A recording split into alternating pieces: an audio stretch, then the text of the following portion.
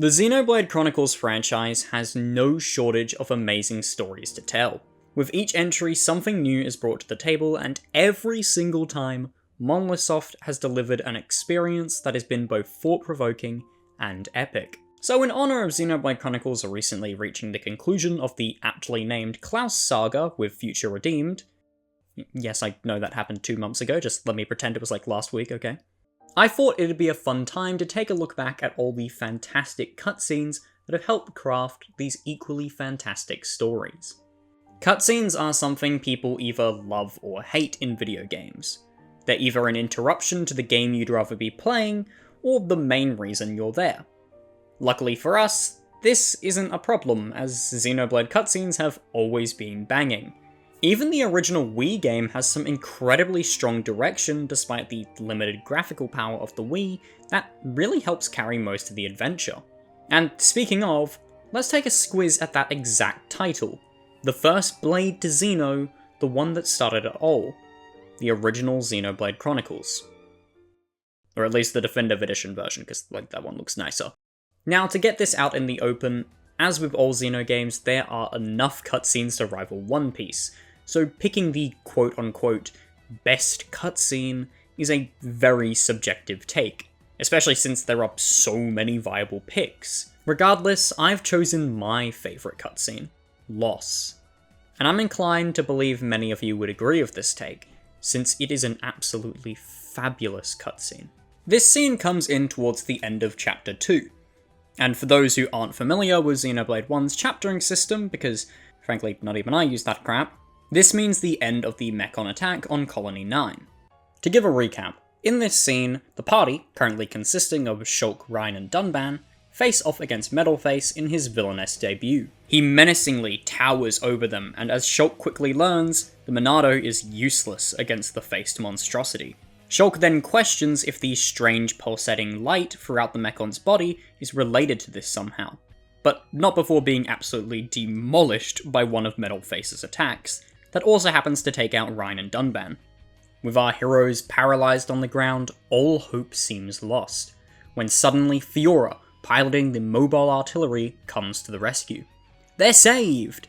Or so we thought, as Shulk foresees Fiora's death, slated to happen in mere seconds through a vision. With nothing else to do, Shulk screams out, begging Fiora to run away. But she persists, firing shot after shot into the Mechon with a direct blast right in the face.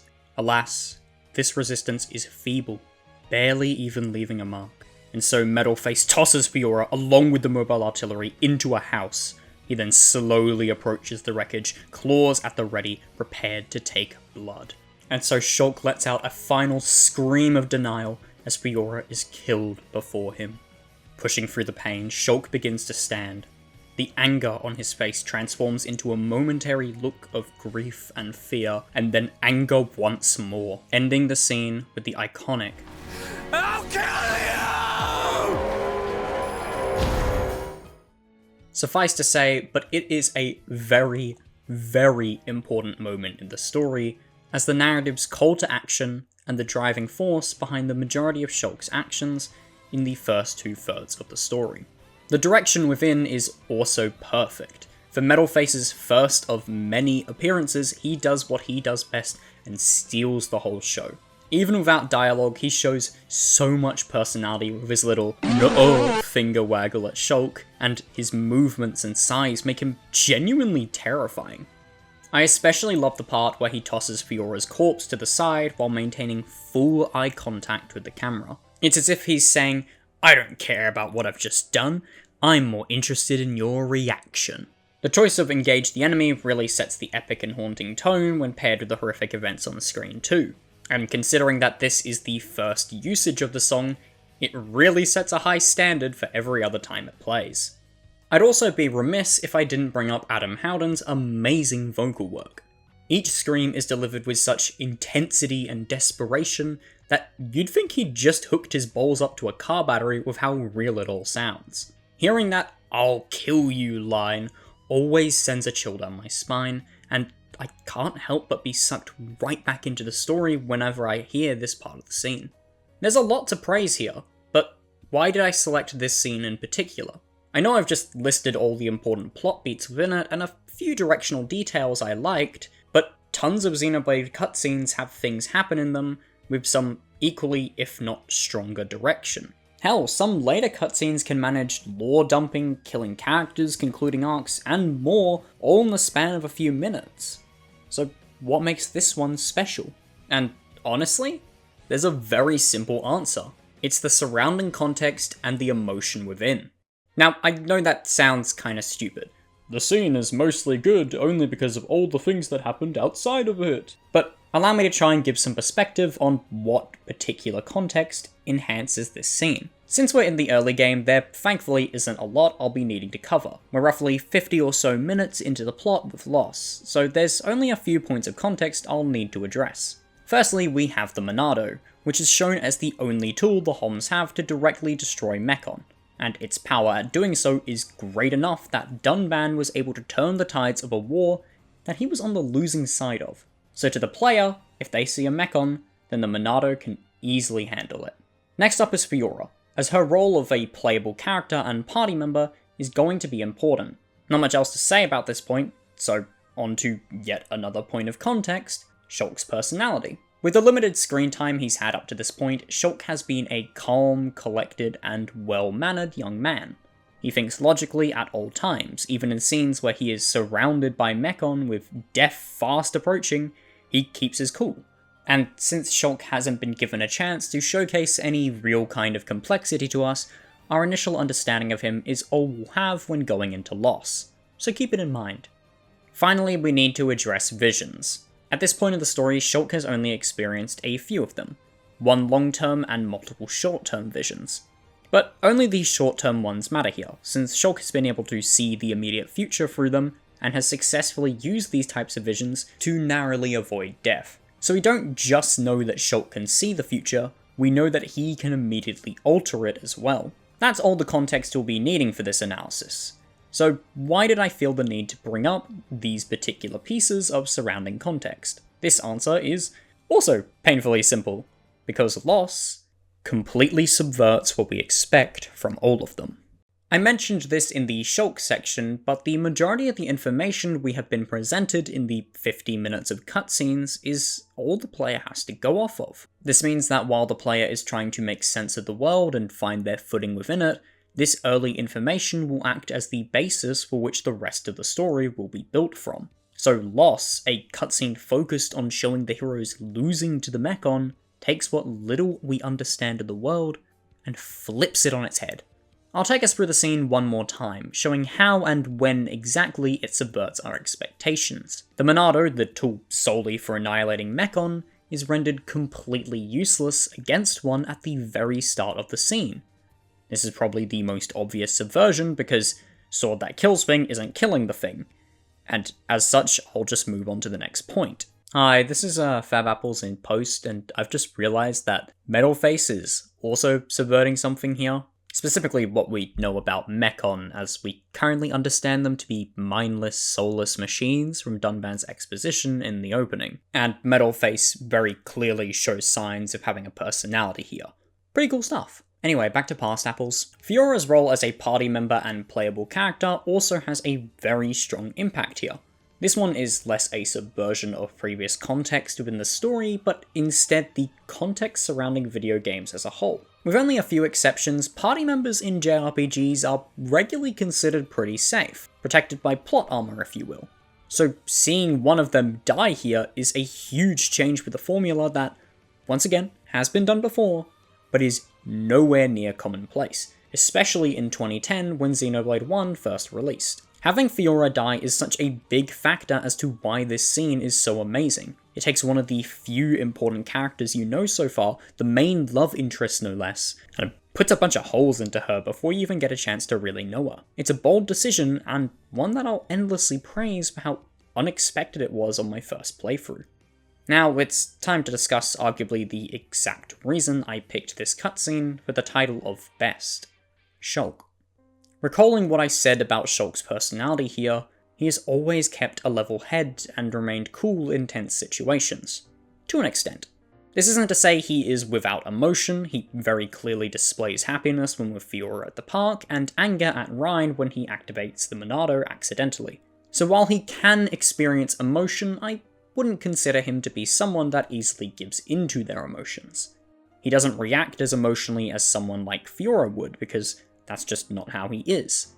It's not a side of him that doesn't exist, it's just not a side we'd expect to see, especially this early on. Even the start of Lost has him maintain this image of level-headedness. When staring at a giant freaking robot right in the face, he's thinking about other things rather than panicking. But the second Fiora enters the scene, this completely changes.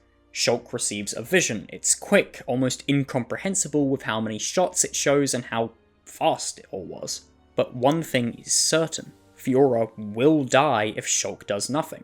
And we've only known Shulk to be able to change the future he sees in his visions. So all the pressure is on him to change this outcome. But of course, he can't. It's all too quick for him to completely realize the implications of it, and he's still incapacitated from Metalface's attack. And so he does all he can. He gives into his emotions and screams, yelling over and over again, begging Fiora to run, pleading for Metalface to stop what he's doing. And then with a final blood-curdling scream, it all amounts to nothing. Fiora is still killed. Shulk's choice of actions weren't wrong. He was shown a vision of something almost entirely outside of his control. How could we expect him to change the future in this cutscene? How could he change anything at all? And as I recapped before, Shulk's rise to face the murderous Mechon is one powered by pure rage. But the mere sight of the towering beast briefly turns Shulk into a mess of fear and grief before the camera gives a close-up of his mouth, and then pans to his back as he returns to that rage once more. The climax of this scene is filled with nothing but raw emotion from the character we'd expect the least from. The shot of his shaking mouth stands out to me in particular. It is often said that the eyes are the gateway to the soul, so by robbing us of a look at Shulk's eyes, we'll never truly understand the full extent of his feelings here. All we will know is his anger at his failure to change the future, his grief at the loss of Fiora, and the visceral rage now directed towards the Mechon that has taken his beloved from him. I cannot understate the power this scene holds. The amount of twists it makes with our limited expectations and knowledge lets us know that this is not a story to be brushed off. It is here to hold your damn attention, and it is worth it. No joke, every time I have seen someone play this part of the game, it is always this exact scene that carefully places them into Xenoblade's grasp and tightly holds them there until the 100-hour adventure is done. Even amongst all the games I have played, even amongst all the stories I have seen, this is up there as one of my favourite moments ever. So to anyone who hasn't played Xenoblade 1 or is trying to recommend it to a friend or loved one, first of all, I put a spoiler warning, so what the hell are you people who haven't played the game doing here? And secondly, tell them to just play up until the end of Chapter 2. If they don't come out the other side of this scene prepared to spend the next 100 hours playing this game, then maybe consider buying a lottery ticket, since the odds of that happening are next to none. Thank you all so much for watching. This video has been cooking in my mind for quite a while. The Xenoblade franchise is one I hold especially dear, so trying to break apart something like this was especially difficult. I always had to ask if I was doing enough to make this video worthy of representing this series, so I do hope I did a fine job at just that. I have plans to cover my favourite cutscenes from each Xeno game after this, starting with the numbered Blade entries. Even if I do have some scenes in mind already for that, I'm open to any and all suggestions as to what to cover next. So if you enjoyed the video, let me know by either dropping a like, subscribing to the channel, or just leaving a comment. It helps out a ton and makes me feel all kinds of happy. As always, I'm FabApples, And remember to place food into the oven as it's heating up so food can heat along with the oven, so you don't need to wait longer if it just needs that little bit of extra time after finishing the recommended cooking time. See ya!